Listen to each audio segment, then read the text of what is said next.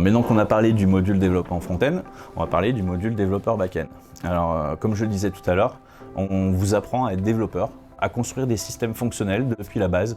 Donc l'objectif, c'est d'apprendre à construire, d'avoir une logique de construction de fonctionnalités, pas forcément du web. C'est quelque chose qui fonctionne aujourd'hui dans la vie de tous les jours. On utilise différents outils, ça peut être que ce soit les jeux vidéo, que ce soit des applications web, du logiciel. Derrière tout ça, il y a un développeur qui a programmé des fonctionnalités.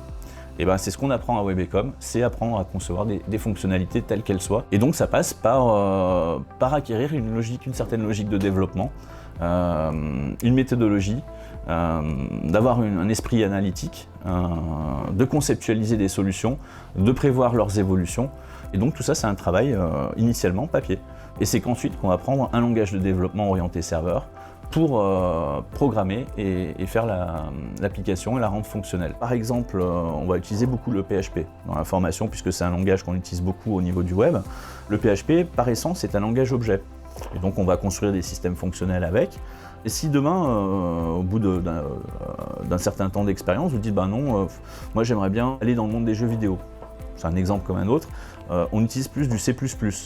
Le C++, par essence, est aussi un langage objet. C'est-à-dire que la méthode de construction, la logique, c'est la même. La différence qu'il va y avoir, c'est qu'il y a une syntaxe qui est différente et il y a quelques spécificités inhérentes au langage qu'il faudra comprendre. Ça ne se fait pas instantanément, mais la logique reste la même, la construction reste la même.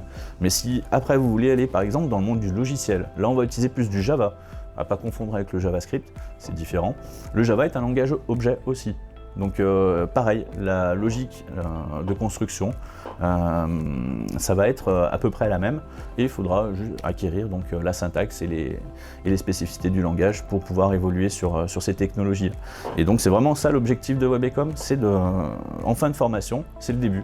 C'est-à-dire qu'on a appris à construire des choses avec certaines méthodologies, on a acquis cette capacité de construction et ensuite on peut arriver sur différentes technologies, les comprendre, les utiliser pour construire des choses plus efficaces.